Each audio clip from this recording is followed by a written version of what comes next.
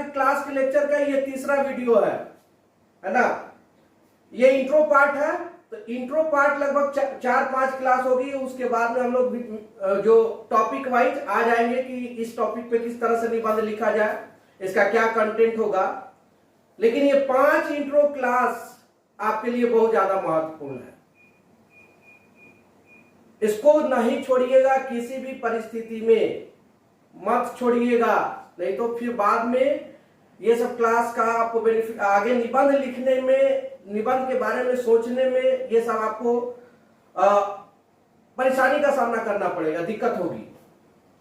कल हम लोग निबंध की, एक बेहतर निबंध की, एक अच्छे निबंध की क्या विशेषताएं होनी चाहिए उस पर हम लोगों ने फोकस किया था। आज 3 बातों पे हम लोग फोकस करेंगे निबंध। फोटो नहीं आ रहा है, नहीं आ रहा, आपका नेटवर्क इशू होगा। अब आ रहा है? हेलो सामने को फोटो नहीं आ रहा है। यहां आ रहा है। रिकनेक्ट होइए, रिकनेक्ट होइए या सुन लीजिए। ऐसा भी होगा, अगर प्रॉब्लम होगी तो फिर मोबाइल को स्विच ऑफ कर दीजिएगा, फिर ऑन कीजिएगा।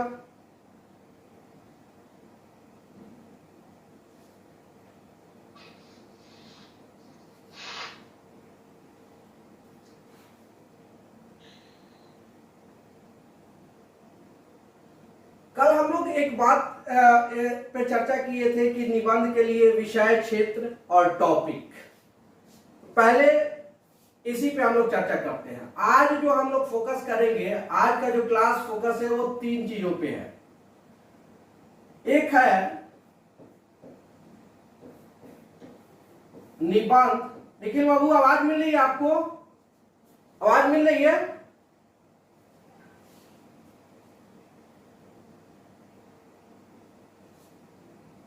निबंध के लिए फोटो नहीं आ रही है। फोटो नहीं आ रही है, आप रीज्वाइन हुई ना अब्दुल बाबू, जी जी रीज्वाइन हुई। इधर से तो सबका क्लियर है, आपका हो सकता है वहां लोकल में नेटवर्क इशू हो। निबंध के लिए विषय, क्षेत्र, निबंध के लिए विषय, क्षेत्र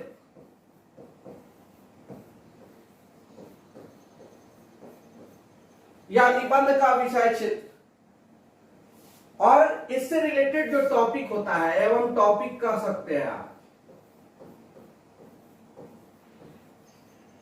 इस पे डिस्कशन होगा आज की क्लास में। दूसरा, कल हम बहुत ज्यादा प्रॉपर आपको फोकस नहीं कर पाए, 2 आदमी और ज्वाइन हो रहा है, थोड़ा सा वेट कर लेते हैं ना।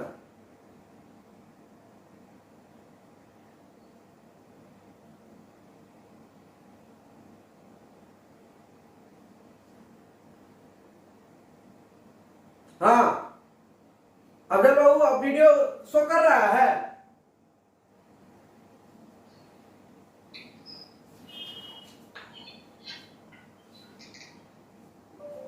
जो निबंध के प्रकार है, निबंध के प्रकार,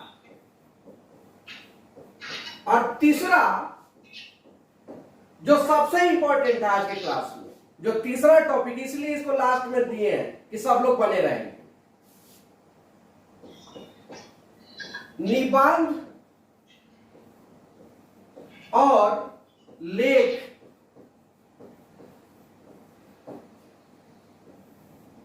दोनों में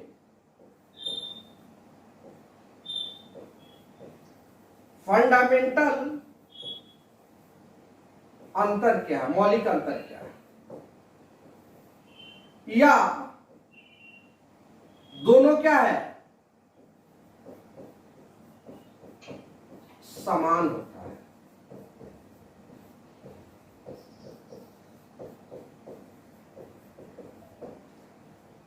आप सब लिखते जाएंगे, ठीक है?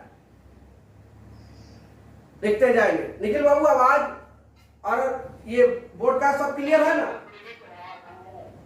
ठीक। इस 3 चीजों पे हम लोग बात करेंगे। राइट डाउन करते जाइएगा, म्यूट कर लीजिए।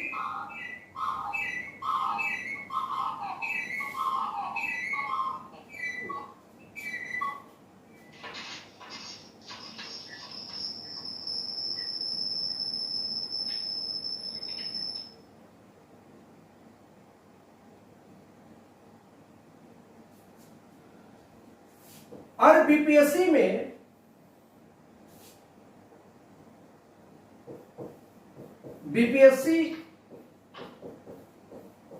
ऐसे वाला जो पेपर होगा मेंस में, ये तीनों अप्रोच एक बेहतर रणनीति हम लोगों को देगा। देखिए, स्मार्ट स्ट्रेटजी नहीं हो तो निबंध में हम लोग बेस्ट नहीं कर सकते हैं। चलिए, ज्यादा कुछ बात नहीं करते हुए निबंध के लिए विषय क्षेत्र और टॉपिक पे हम लोग चर्चा करते हैं। पहला इसका टॉपिक है निबंध के लिए विषय क्षेत्र एवं टॉपिक। इसका जो विषय क्षेत्र कह सकते हैं, जैसे में आप सब्जेक्ट पढ़ते हैं तो सब्जेक्ट का स्कोप जो होता है डिसिप्लिन का, किसी भी ग्रेजुएशन में देखते हैं ना, और फिर उसमें देखते हैं कि अन्य विषयों के साथ इसका क्या संबंध होता है। तो ये तो कोई सब्जेक्ट है भी नहीं और या है भी, दोनों सब कह सकते हैं। विषय क्षेत्र इसका आप देखेंगे तो मल्टी डायमेंशन है। इसका जो विषय होता है, इसका जो सब्जेक्ट होता है। अब्दुल बाबू, आवाज मिल रही है आपको? वीडियो क्लियर आ रहा है? दिक्कत खत्म हुआ? ठीक। इसका सब्जेक्ट होता है या बेस्ड होता है, यह जो बेस्ड होता है, आधारित होता है, यह बेस्ड ऑन, देखते जाएंगे इसको।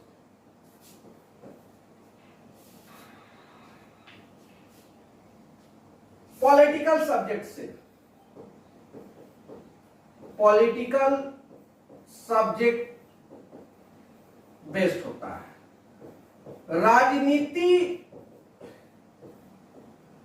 के विषयों पर आधारित होता है।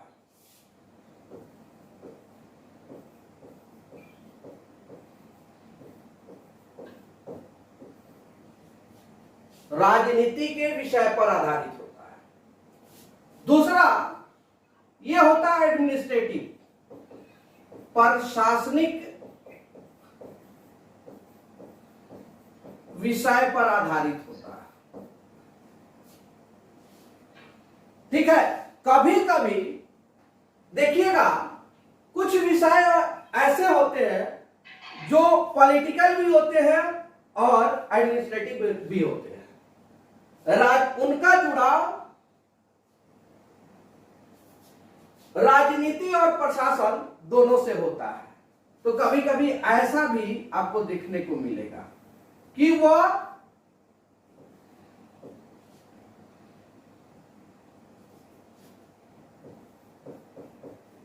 राजनीतिक एवं प्रशासनिक दोनों विषयों पर आधारित होता है।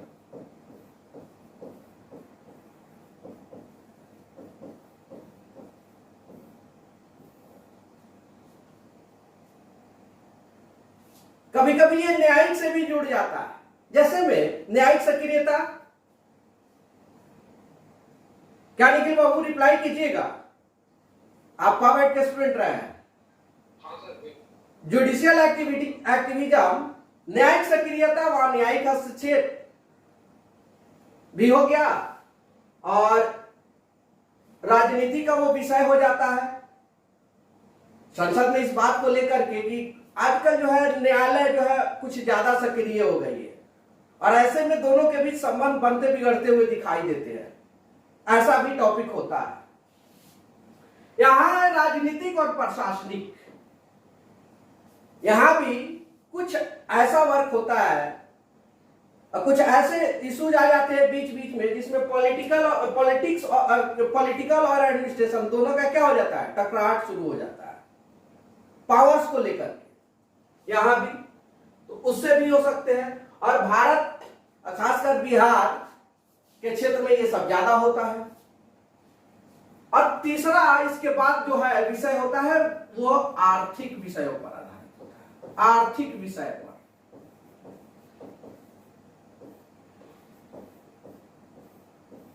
जैसे में अब ये बताने की और कहने की जरूरत नहीं है, अब यहां पे आर्थिक के साथ साथ कभी सामाजिक भी जुड़ जाता है, गरीबी और बेरोजगारी, सोशल इश्यूज भी हैं, और उसका जुड़ाव कहां से है, इकोनॉमी से भी है, आप कह सकते हैं। अब मंदी आ जाएगा, रिसेशन की बात आ जाएगी, आर्थिक संकट या वैश्विक आर्थिक संकट या भारत में, तो ये स्पेशली कहां चला जाएगा, भूखमरी। तो इकोनॉमी से भी चाहे तो आप इसको जोड़ सकते हैं, नहीं तो वो कहां चला जाएगा, सोशल इशू बन जाएगा। तो आर्थिक विषयों से भी पर भी आधारित होता है। फिर भौगोलिक एवं पर्यावरणीय लेख होता है, भौगोलिक एवं पर्यावरणीय लेख होता है, इस पर भी आधारित होता है। आज ग्लोबल वार्मिंग, ग्लोबल कूलिंग, जलवायु परिवर्तन, वनोन्मूलन, ओजोन डिप्लेशन और समुद्र जल के स्तर का ऊपर उठना, भारत में आप देख रहे हैं या जो यूरोपियन और एशियाई जो प्लेट है एक आपस में टकरा रहे हैं, खिसक रहे हैं, तो बार बार जो है उत्तर भारत या हिमालयी क्षेत्र में भूकंप आ रहा है। और वही मानवीय गतिविधियों के बढ़ जाने से जो हिमालय है, आप कह सकते हैं कि जो उत्तराखंड वाला जो क्षेत्र है वहां पे बार बार, जम्मू कश्मीर में, हिमाचल में भूस्खलन की समस्या है। तो भूस्खलन की समस्या भौगोलिक तो है ही, लेकिन साथ साथ पर्यावरणीय है कि नहीं है, क्योंकि विकासात्मक गतिविधियों की वजह से क्या हो रहा है, उस भौगोलिक विशेष क्षेत्र में पर्यावरण प्रभावित हो रहा है। एक मानवीय गतिविधियों से पर्यावरण जो प्रभावित हो रहा है, तो भूस्खलन की समस्या बढ़ रही है वहां पे, और वो एक न एक तरीके से पर्यावरणीय संकट के रूप में भी सामने आ रहा है। ये भी हो गया। तो भौगोलिक एवं पर्यावरणीय विषयों पर भी आधारित भूगोल का ये ऐसे का आपका विषय क्षेत्र हो गया। फिर अंतरराष्ट्रीय मुद्दों पर, अब यहां इधर जगह नहीं है, मैं यहां लिख रहा हूं अंतरराष्ट्रीय मुद्दों पर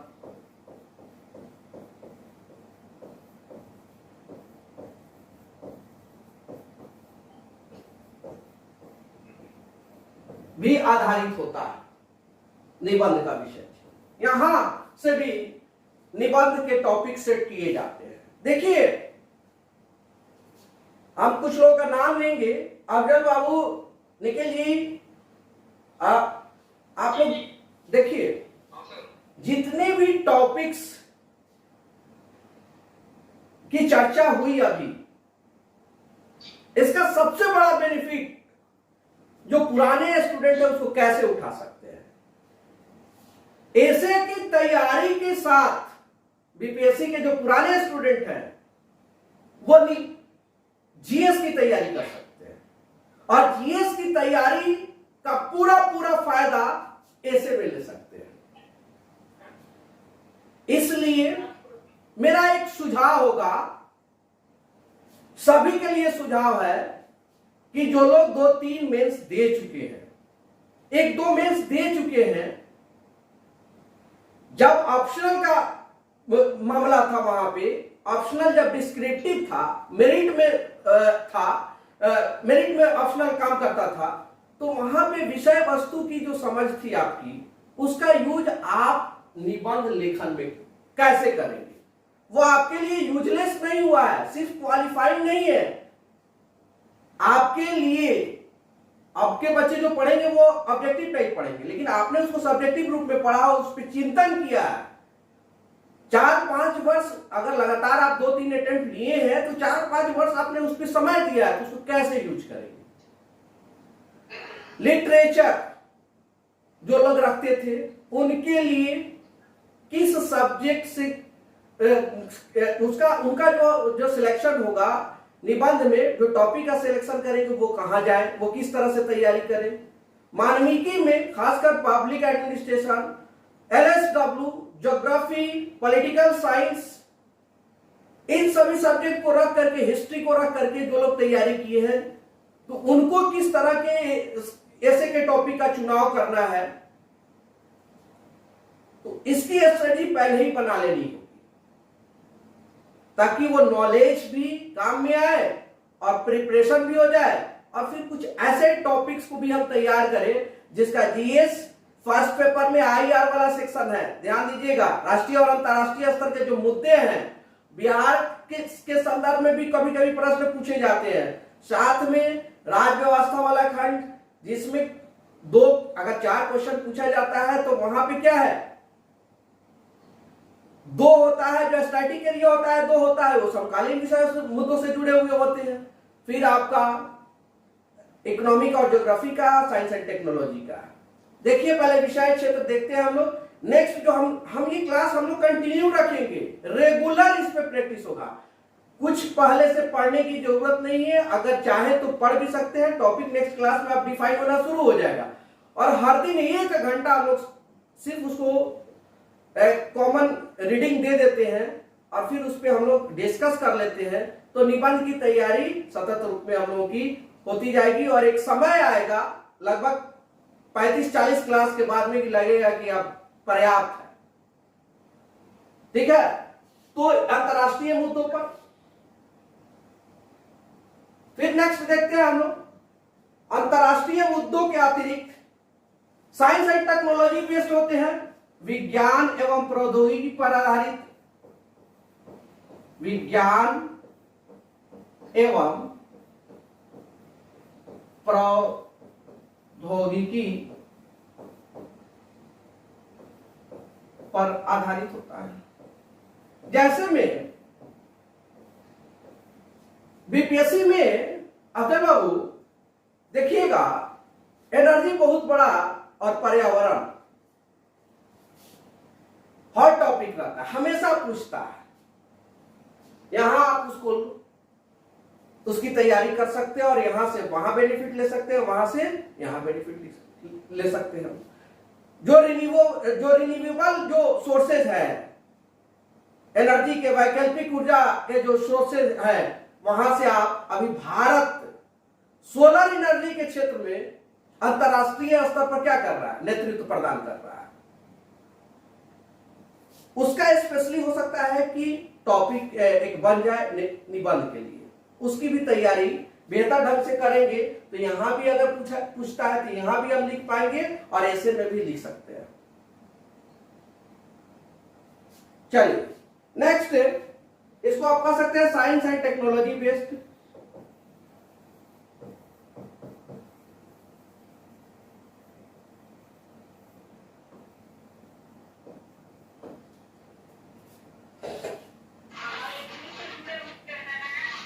क्या? हाँ बोलिए। हमारे मित्र जुड़े हुए हैं। हाँ, महेश कुमार, हमारे मित्र जुड़े हुए हैं। मुकेश कुमार। कंटिन्यू में से लिखे हैं, इस बार भी लिख रहे हैं। अच्छा चलिए, तो बधाई हो। अभी आप मेंस है ना, मेंस दीजिए, ढेर सारा शुभकामना। कुछ टॉपिक हम सिलेक्ट कर देंगे अपने अनुभव के आधार पर, है ना। देखिए कहां तक वो कारगर साबित होता है। समय तो बहुत कम है, लेकिन फिर भी एक मॉडल आंसर के साथ हम आपको 10-15 टॉपिक दे देंगे 68 मेंस के लिए। ठीक, फिर आपका आवाज आवाज मिल रही है आपको? आवाज आपको डबल क्लिक करना होगा, माइक वाले पे डबल क्लिक करना होगा, जो म्यूट जहां लिखा हुआ है, फिर आवाज आपको मिलने लगेगी। ठीक है, सोशल इश्यूज से रिलेटेड होते हैं, सामाजिक मुद्दों पर आधारित होता है।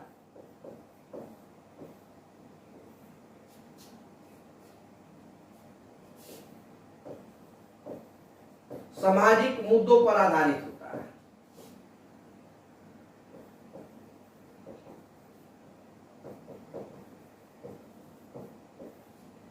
जिनका एलएसडब्ल्यू पेपर होगा उनके लिए यह आसान है, और सबके लिए आसान है, और ये सबके लिए इंटरेस्टिंग भी होता है। आज मैं आपको क्लास में एक पुस्तक रिकमेंड कर देता हूं, एक उपन्यास की तरह इसको पढ़ लीजिएगा। सामाजिक मुद्दे, राम आहूजा की पुस्तक आती है, जानते हैं ना अफजल बाबू? पढ़े है ना? हाँ, बहुत मजा आता है, और जीएस सेकेंड पेपर में ये काफी आपको बेनिफिट देगा। अब अगर कहा जाए तो दिमाग का जो बत्ती है ना वो खोल देता है ये सोशल इश्यूज से। इसको ले लीजिएगा, ना बहुत ज्यादा मोटी है ना बहुत ज्यादा पतली पुस्तक है। इसको राम आहूजा की पुस्तक को ले लीजिएगा तो आपको कम से कम, हमको लगता है कि 2 क्वेश्चन आपको मिल जाएगा। बहुत ही सरल शब्दों में बोधगम्य तरीके से उसमें लिखा गया है, तो जरूर पढ़ लीजिएगा। सामाजिक मुद्दों पर आधारित, फिर समाज के साथ साथ जानते ही हैं, जहां समाज है वहां संस्कृति है, तो संस्कृति जो कल्चर बेस्ड है पर आधारित जो विषय होते हैं या वहां से सवाल पूछे जाते हैं। इस सब के अलावा, अब इसका हम वर्गीकरण करेंगे, इस सब के अलावा दर्शन एवं साहित्य, लेकिन ये सबके बस की बात नहीं है, ठीक है? जो अमूर्त चीजों में विश्वास रखते हैं, जिनकी कल्पना शक्ति बहुत ज्यादा स्ट्रांग है, उन्हीं के लिए ये है। जिनका लिटरेचर में इंटरेस्ट होता है, मेरा तो बहुत ज्यादा लिटरेचर में इंटरेस्ट नहीं रहा, हालांकि मैं दर्शन शास्त्र का छात्र रहा हूं, ठीक है? दर्शन से मैं मेंस दिया भी हूं, लेकिन टफ होता है, यहां आने की कोशिश नहीं करनी चाहिए। उनके लिए खास तौर से जो लिटरेचर में इंटरेस्ट नहीं रखते। फिर भी विषय क्षेत्र तो निबंध का यहां भी होता है। इसके अलावे इसी से जुड़ा हुआ है और थोड़ा सा अलग भी है। एक और इसका ये बेस्ड होता है आपका ऐसे, और यहां से करने से आपको फायदा ये होगा कि जीएस फर्स्ट पेपर के फर्स्ट सेक्शन में हिस्ट्री जो है, हिस्ट्री, आर्ट एंड कल्चर और मेजर पर्सनालिटीज, वहां आपको 3 पर्सनालिटी है। प्रीवियस ये क्वेश्चन आप देखिएगा जीएस फर्स्ट पेपर का, वहां भी दिखाई देगा और यहां पर भी उसका लाभ मिलेगा। कहीं हो सकता है पूछ ले, उन्हीं लोगों में से पूछ ले, या यहां तैयारी करे, वहां हम तैयारी नहीं करना चाहते हैं, वहां आंदोलन पढ़ लेते हैं, कला संस्कृति पढ़ लेते हैं, काम चला लेते हैं। लेकिन यहां तैयारी करेंगे तो विकल्प, क्योंकि वहां नेचर चेंज हो गया, पैटर्न चेंज, तो वहां फायदा करेगा।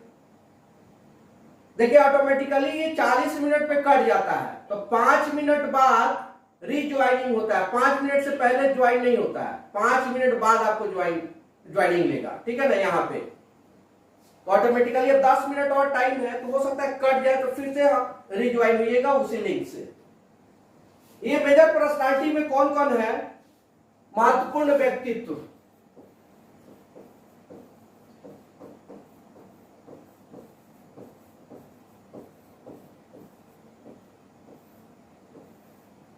अपना स्ट्रेटजी ऐसा होना चाहिए कि जीएस में भी फायदा हो। गांधी जी या गांधी कह सकते हैं, नेहरू, टैगोर, अंबेडकर,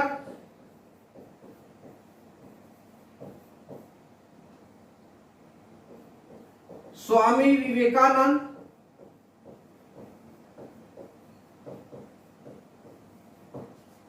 ऐसे ऐसे व्यक्तित्व के विचार। इसके अलावा बिहार से दो और आप देख सकते हैं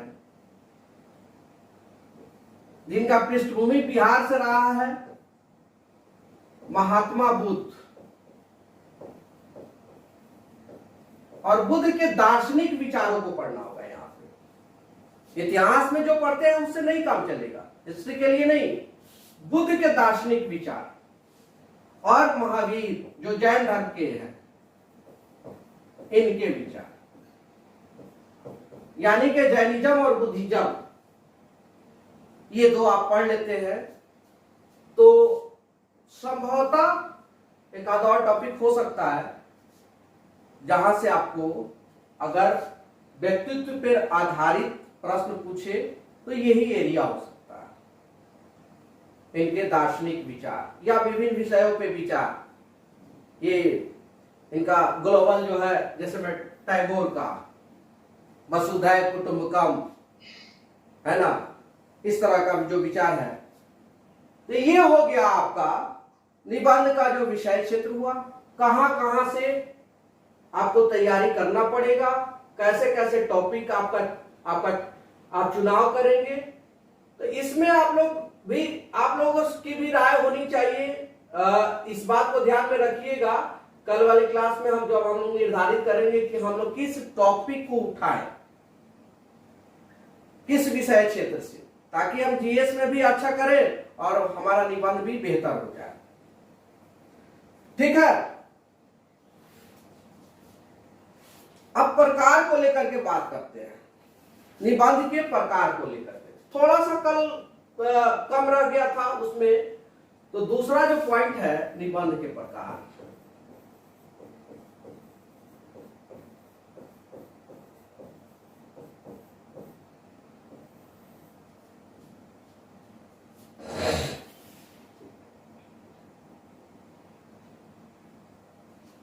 बताएंगे कोई निबंध के प्रकार पे?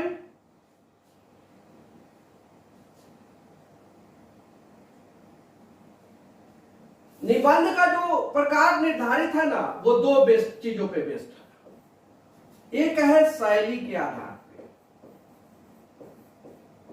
और दूसरा है विषय वस्तु।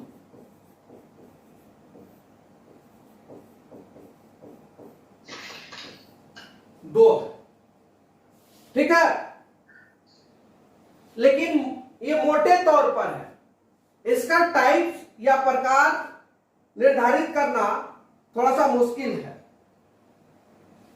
मोटे तौर पर आप देखें तो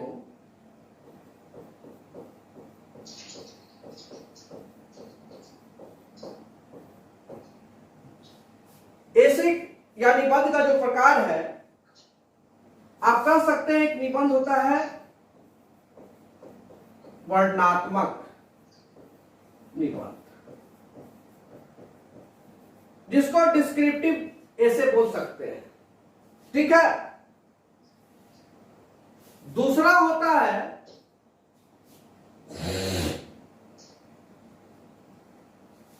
विचार प्रधान निबंध।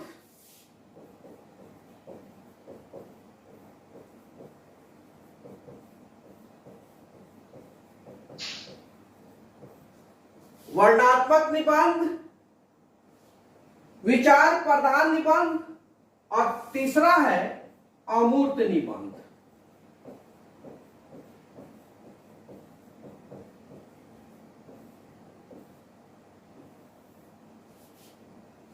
इस तीनों में मौलिक अंतर क्या है, इसको जरा हम लोग समझ लेते हैं।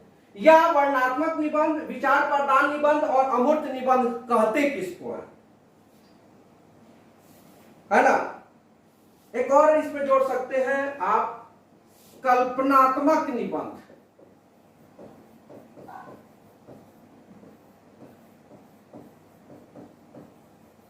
देखिए, डिस्क्राइब का मतलब क्या होता है?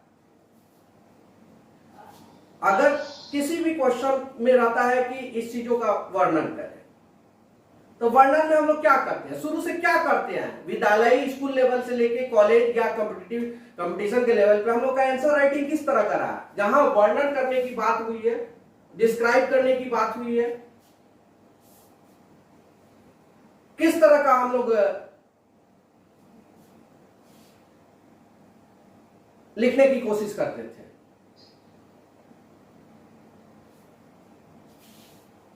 हमारा जो फोकस होता था किस पे होता था, फीचर्स पे। जिस भी सब्जेक्ट से, जिस भी टॉपिक से रिलेटेड कहा कि है डिस्क्राइब दिस, समझ लीजिए, इसका वर्णन करें, तो हम लोग उसकी विशेषताओं पे फोकस करते हैं, सीधे साधे। उसका जो फीचर्स है, उसकी जो विशेषताएं हैं, थोड़ी बहुत भूमिका लिख दिए और फिर निष्कर्ष लिख दिया, और उसका जो हम वहां कुछ कल्पना वल्पना नहीं करते हैं, जो है उसको क्या कर देते हैं, लिख देते हैं। विशेषता और विशेषता में दो बातें होती है, एक नकारात्मक विशेषताएं होती है और दूसरा सकारात्मक। तो हमारा फोकस ज्यादातर विशेषता का मतलब क्या होता है, सकारात्मकता की ओर ज्यादा होता है, लेकिन नकारात्मक कम हम उसमें करते हैं। अगर उसी में क्रिटिकल रहता है, आलोचनात्मक वर्णन करें, तो फिर उस पर फोकस हम करते हैं, उसके नकारात्मक विशेषताओं पे ज्यादा फोकस करते हैं। फिर आलोचनात्मक वर्णन करता है, आलोचनात्मक मूल्यांकन करते हैं, तो फिर उसमें समीक्षक की ओर हम लोग आगे बढ़ते हैं, उसका मूल्यांकन करते हैं, इवैल्यूएशन देते हैं। वर्णनात्मक निबंध से उसी प्रकार का होता है। और मैं समझता हूं कि आयोग के स्तर पर जो दी जाने वाली परीक्षा है, उसके उत्तर लेखन में इस अप्रोच का प्रयोग करने से बचना चाहिए। ठीक है, इस अप्रोच का प्रयोग करने से बचना चाहिए, क्योंकि वो आपसे तर्क की डिमांड करता है, आपकी कल्पना क्षमता का आकलन करता है। यहां आप सीधा साधा वर्णन तो कोई भी कर सकता है, आपके पास जो फैक्ट्स है, ज्ञान है, उसका बस डिस्क्राइब कर दिए। तो यहां आपकी जो मौलिक क्षमता है उसका आकलन करने में तो आयोग क्या रहा, असफल रहा उस तरह से, या आप अपना मूल्यांकन नहीं करवा पाए एग्जामिनर से, तो इससे बचना है। जनरली ये अप्रोच स्कूलिंग स्तर पर देखा जाता है, स्कूल लेवल पे देखा जाता है। कह दिया कि गाय पर निबंध लिखो, तो गाय के बारे में लिख दिए, है ना, कि दो टांगे हो, चार टांग होती है, दो आंख होती है, ऐसे वैसे दूध देती है, शांत रहती है ना गाय, इस तरह से आप लिख दिए, हो गया। वहां डिस्क्राइब करना हो गया। तो ये सब सब्जेक्ट होता है, दिवाली हो गया, ईद हो गया, इस टाइप से। तो स्कूल लेवल पे देखे तो इससे बचना है। अगर मान लीजिए ये तो ठीक है, लेकिन आपको अगर कह दे कि भारतीय लोकतंत्र, भारत का लोकतंत्र सबसे महान लोकतंत्र है, ठीक है, तो आप डायरेक्ट नहीं ना लिख दीजिएगा, और लिखिएगा और उसमें कुछ नहीं दीजिएगा कि भारतीय लोकतंत्र के समक्ष जो है वर्तमान में क्या चुनौतियां हैं, कौन सी नई प्रवृत्तियां उभर करके सामने थी। ये आपके तर्कपूर्ण होने से होगा ना, सीधा साधा लिखिएगा नहीं मिलेगा आंसर। फिर आइए कल्पनात्मक निबंध पर। स्कूल लेवल से जब आदमी ऊपर उठता है, थोड़ा सा 8, 9, 10, 11 में जाता है, तो बच्चों में क्या देखा जाता है, उसकी कल्पनाशीलता की देखा जाता है। वो इमेजिन करता है, मैं भारत का प्रधानमंत्री होता तो क्या होता, मैं बिहार का मुख्यमंत्री होता तो क्या करता। तो इस टाइप का भी टॉपिक देता है, लेकिन इससे भी हम लोगों को क्या करना है, बचना है।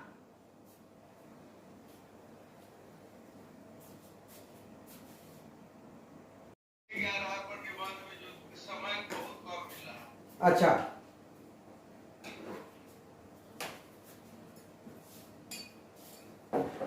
दो तीन टॉपिक 68 के लिए हम बता देते हैं आपको अभी।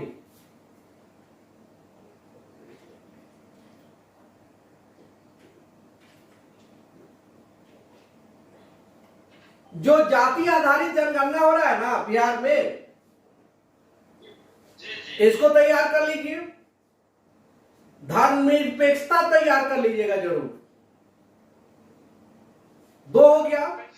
हाँ, तीसरा आप जो तैयार कीजिए, ये जलवायु परिवर्तन से रिलेटेड जरूर तैयार कर लीजिएगा। जो भूस्खलन वगैरह ये सब हुआ है, भूकंप बार बार आ रहा है, ये सब चीज को लेकर के, है ना। और इन सभी चीजों, फिर एक और राजनीति का अपराधीकरण या अपराध का राजनीतिकरण है, पॉलिटी का ही चीज, ठीक है।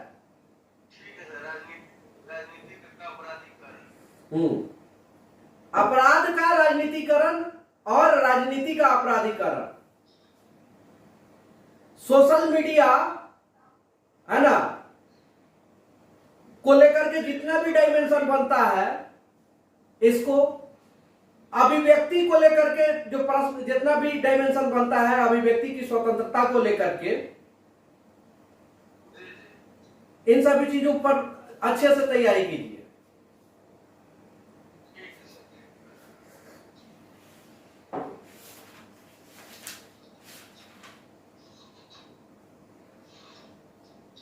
फिर एक दीपकीर्ति सर की बुक में है, वहां पे धर्म और नैतिकता, है ना, धर्म और नैतिकता, वहां से आप तैयार कर सकते हैं। महिला सशक्तिकरण को भी तैयार कर लीजिएगा, ये एवरग्रीन टॉपिक रहा है। हाँ, एवरग्रीन। और अभी पता नहीं अध्यक्ष महोदय, पता नहीं क्वेश्चन सेट करवाए होंगे कि नहीं करवाए होंगे। यदि नहीं करवाए होंगे तो ये टॉपिक शामिल हो सकता है। और हम कहें तो निश्चित रूप से एक अच्छे जो एक्सपर्ट होंगे वो इस टॉपिक को लाएंगे। नेशनल लेवल पे अंबेडकर बाबा साहब के संदर्भ में कुछ लिया गया है निर्णय, ये आपको पता है। तो अंबेडकर पर सब कुछ तैयार कर लीजिएगा, निश्चित रूप से आएगा। हाँ,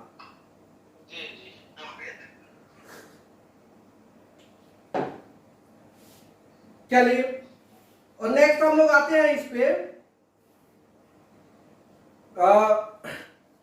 कहां पे बात हो रही थी कि वर्णनात्मक निबंध, तो ये स्कूलिंग लेवल पे देखा जाता है। फिर कल्पनात्मक निबंध की भी बात हो गई है। यहां विचार प्रधान निबंध, समझे, ये जो निबंध होता है ये ज्यादा आपके लिए, और एक ये तो लिटरेचर हम शुरू में बता दिए कि अगर आपको साहित्य और दर्शन में रुचि नहीं है तो यहां पर मत आने की कोशिश कीजिए, यहां विचार प्रधान निबंध पर आने की कोशिश कीजिए, है ना, ठीक है, इस पे आने की कोशिश कीजिए आप।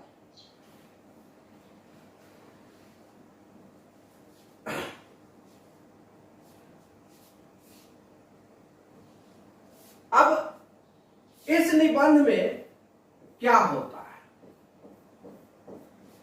अनिल बाबू आप भी थोड़ा सा फोकस कीजिए।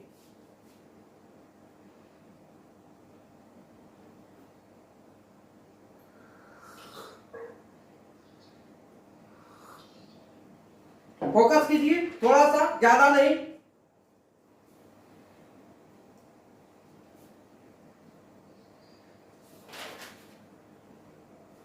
नहीं कीजिएगा, हम उम्मीद करते हैं कि आप जरूर कीजिएगा।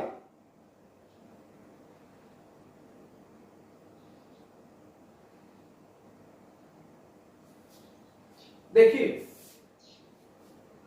यहां तथ्य होना चाहिए, होता है, तथ्य तर्कपूर्ण होता है,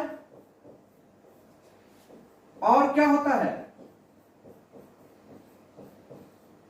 प्रामाणिक होता है।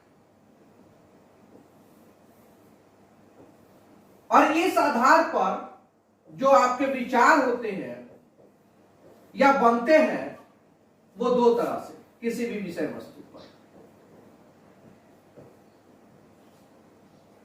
एक जो विचार होता है उसमें ऑब्जेक्टिविटी होती है, वस्तुनिष्ठता। इसका मतलब समझ पा रहे हैं, वस्तुनिष्ठता। और एक जो विचार होता है उसमें सब्जेक्टिविटी होती है, विषय निष्ठता होती है।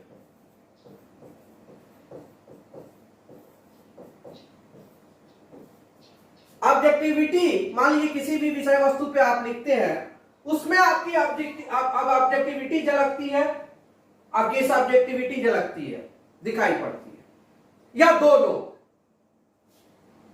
और ये किस ओर इशारा करता है? आपके विचार की ओर। और आपका विचार फैक्ट है, तर्क है, प्रमाणिक है। जरा समझिए वस्तुनिष्ठता का मतलब क्या हुआ, समझाइए। ये दो चीज यदि आप नहीं समझ पा रहे हैं तो अंधेरे में तीर चला रहे हैं। क्योंकि हमारे जो एक्सपर्ट होते हैं आयोग के, 60 बरस बाद वाले हैं, 55 बरस बाद वाले हैं, तो उनकी जो समझ है हमसे और आपसे कई गुना क्या है, बेहतर है इन सभी मामलों में। बताइए, देखिए जरा हम एग्जांपल से समझाने की कोशिश करते हैं।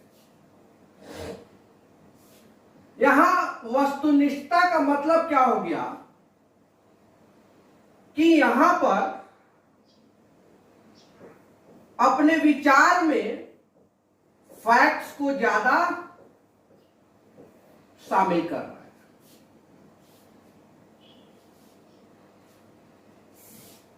और फैक्ट्स के साथ साथ अपने जो व्यक्तिगत विचार हैं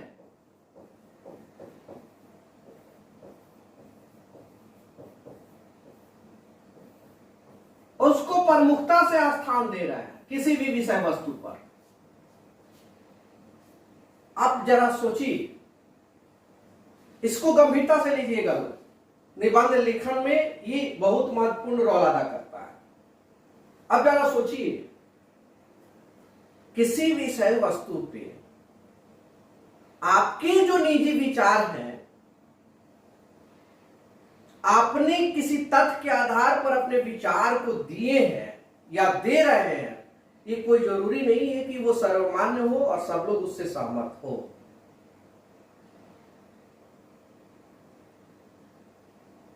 क्या ऐसा संभव है? ऐसा हो सकता है ना? बिल्कुल हो सकता है।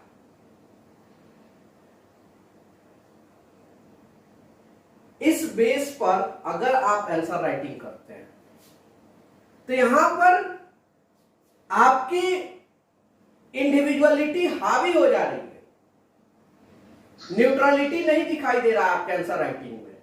और आपको पता है निबंध क्या है? आपके व्यक्तित्व का परीक्षण है।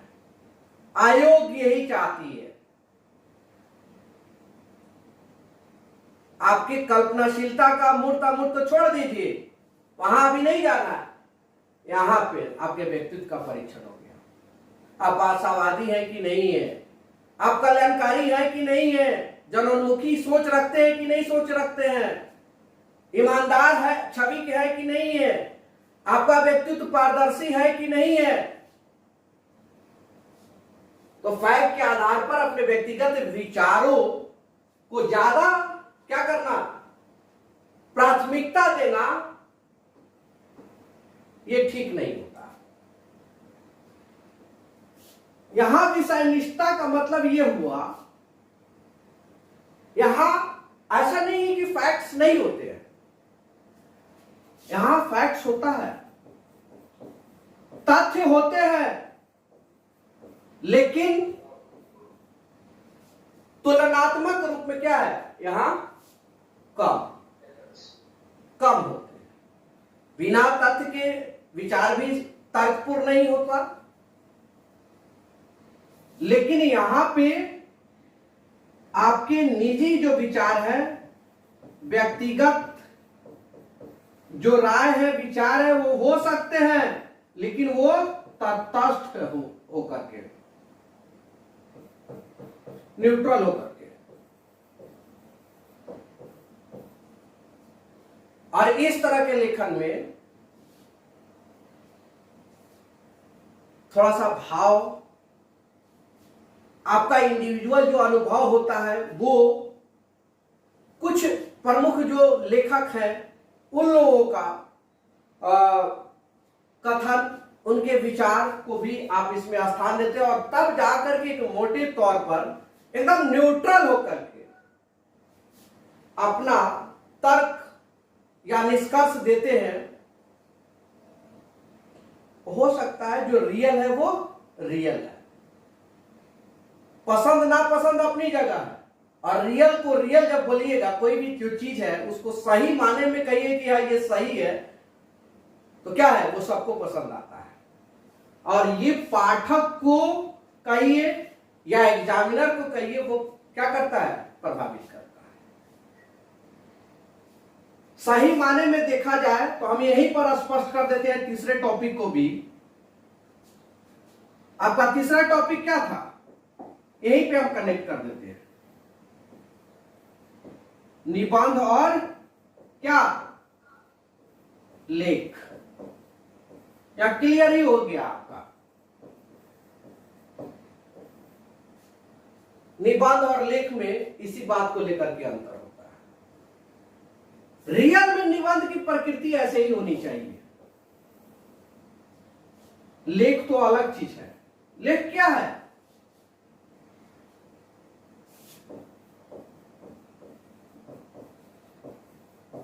संपादकीय में अभिव्यक्ति है। संपादकीय जो एडिटर लिखता है, और वो समकालीन मुद्दों से संबंधित होता है। संपादकीय में क्या लिखा हुआ रहता है, लेखक के अपने विचार भी हो सकते हैं ना। स्तंभकार लोग थोड़ा सा अलग होते हैं। जो संपादकीय में स्तंभकार है जो प्रसिद्ध, वो क्या होते हैं, उनका जो लेख होता है, उनका जो संपादकीय है, उसको आप निबंध के श्रेणी में भी डाल सकते हैं, क्योंकि वहां पे उनके लेख में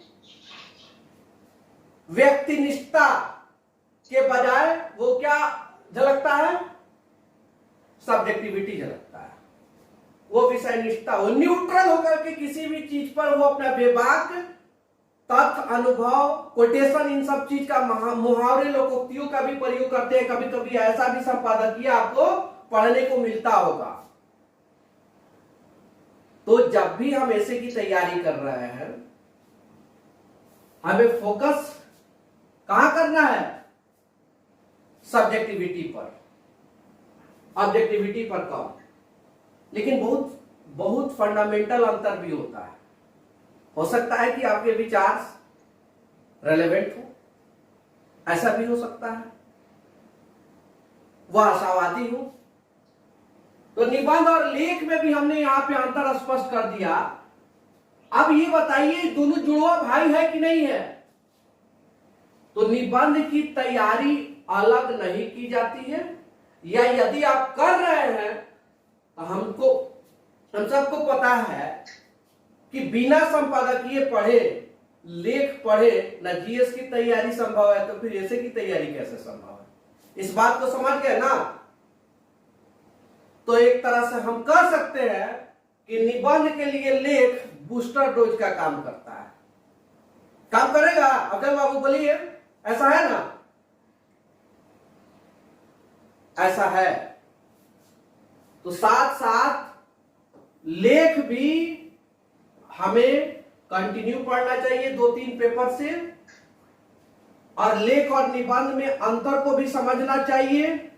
लेख को पढ़ते पढ़ते बहुत ज्यादा किसी लेखक से प्रभावित भी नहीं होना है, उनके विचारों से, इसलिए कि वहां पर न्यूट्रलिटी नहीं दिखाई देता है। हो सकता है कि कोई दक्षिणपंथी है, वामपंथी है, पूंजीवादी है, मार्क्सवादी है, इस तरह से। लेकिन हमें जो कुछ भी करना है तो हमको भारतीय परिप्रेक्ष्य में सोचना है, बिहार के परिप्रेक्ष्य में सोचना है।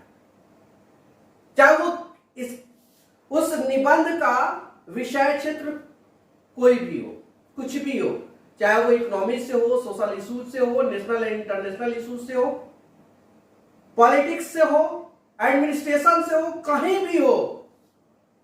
तो इस कसौटी पे भी अब आप, हम उम्मीद करते हैं कि अब आप इस कसौटी पे किसी भी आलेख को पढ़ेंगे, किसी भी लेख को पढ़ेंगे, तो आप कसेंगे, वहां से हंस की तरह फिर कुछ इंफॉर्मेशन को, कंटेंट को जुटाएंगे, फिर उस सब्जेक्ट से कनेक्ट करेंगे, तब वो आपका धीरे धीरे निबंध की ओर आप आगे बढ़ेंगे। और कभी कभी डायरेक्ट भी आपको संपादकीय में कुछ ऐसा मिल जाएगा जो आपको संजोने की जरूरत है, ताकि वो आपको एक बेहतर निबंध लिखने में सहयोग करेगा, काम आएगा।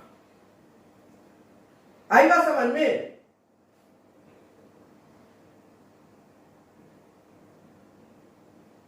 एक फंडामेंटल अंतर और भी समझ लीजिए। लेख जो होता है ना, एडिटोरियल जो पेपर में आते रहते हैं, वो करंट बेस्ड तो होता ही है, करंट इशू से होता ही है, ज्यादातर इसी से पे बेस्ड होते हैं। और करंट आपको जीएस में काम आता है, फर्स्ट पेपर हो या सेकेंड पेपर। इसकी रेलेवेंसी बहुत लंबे समय तक नहीं होती है, इसकी प्रासंगिकता दूर तक नहीं होती है, इस बात को याद रखिएगा। लेकिन जो निबंध होता है ये दीर्घकालिक होता है।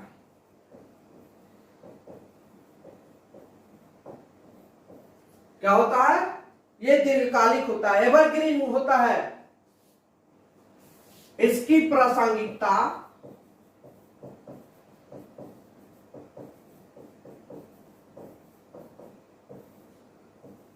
दीर्घ अवधि के लिए होती है।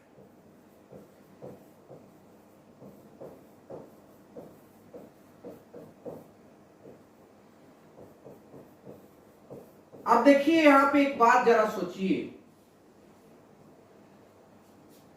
आपसे आयोग निबंध लिखने के लिए कह रहा है ना,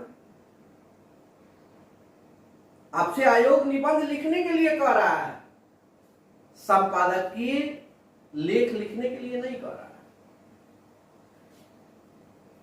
इसका मतलब यह है आपके पास आपको किन किन चीजों से बचना होगा। यहां मैं लिख देता हूं,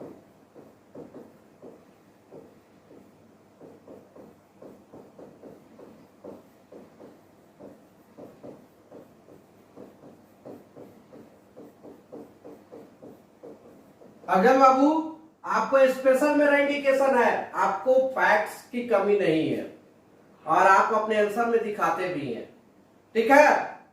दिखाते हैं ना? हाँ, इसीलिए मैं अध्ययन के क्रम में और थिंकिंग कर रहा था तो मुझे लगा कि आपको मैं संकेत कर दूं, और ये सबके लिए फायदे की चीज है।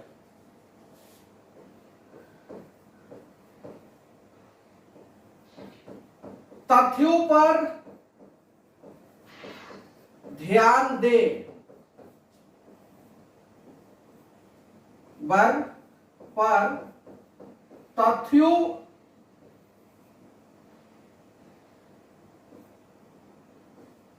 को बोझिल ना होने दे।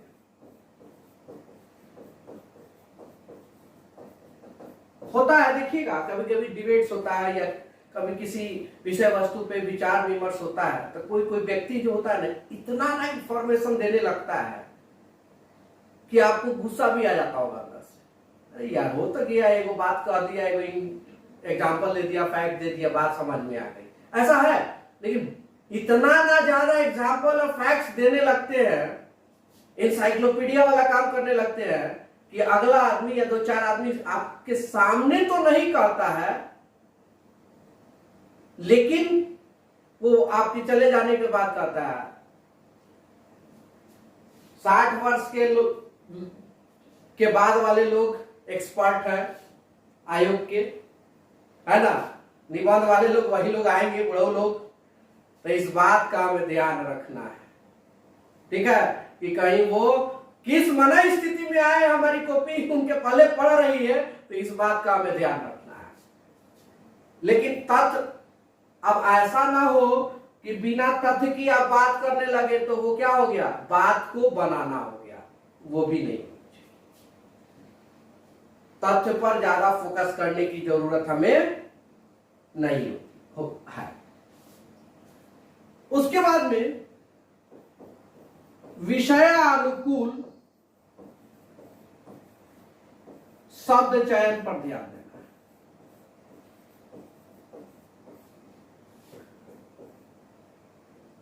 आपका निष्कर्ष हमेशा पॉजिटिव होना चाहिए, हमेशा दृष्टिकोण, हमेशा कहीं भी लिखना है आशावादी होना चाहिए। आंसर में हमेशा कहीं भी सकारात्मक बने रहना है। आलोचना भी करनी है, थोड़ा बहुत अगर कहीं दिख जाए तो उसमें भी सकारात्मकता का प्रदर्शन करना है। हम अधिकारी बनने जा रहे हैं, समस्या से जूझने जा रहे हैं, समस्या का समाधान करने के लिए हम अधिकारी बन रहे हैं। दृष्टिकोण हमारा आशावादी नहीं होगा, सकारात्मक नहीं होगा, तो फिर हम सिस्टम के लिए ही समस्या बन है। और निबंध के माध्यम से हमारा परीक्षण होना है, तो परीक्षण तो ऐसे ही ना होगा, बहुत सूक्ष्म अवलोकन करना है। और इन सभी चीजों को आप ध्यान में रखेंगे तो आप खुद आंसर राइटिंग करेंगे ऐसे का, निबंध का। अब बार बार पढ़ेंगे ना, आपको लगेगा इसको काट देना चाहिए, इसमें ये ऐड कर देना चाहिए। यही तो है निबंध। निबंध में अप्रोच को डेवलप करना है, घबराने की बात नहीं है। कोई भी हम और आप जो है अचानक हमारा इनहैंड आइडियाज नहीं है। प्रत्ययवाद जो दर्शन शास्त्र में है वो उस तरह की बात मत सोचिए, जन्मजात कोई नहीं है। और निबंध लिखना भी ये जन्मजात नहीं है, ये आर्ट है और इसको सीखना है हम लोगों को। लेकिन सीखने के लिए आप सबको भी, हम सबको भी एक मूल मंत्र है, मैं आप सबके साथ हूं, आप सब भी मेरे साथ हैं। इसी पे वर्क होगा कल से। क्या करना है, ये कैसे समाधान होगा इसका, तो दो बात, नियमित अभ्यास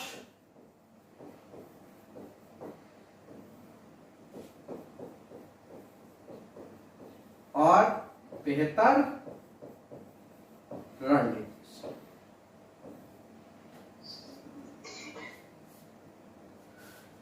ठीक है। अब आप लोग ये बताइए कि विषय वस्तु का हम लोग चुनाव कैसे करें, कहां से शुरू करें।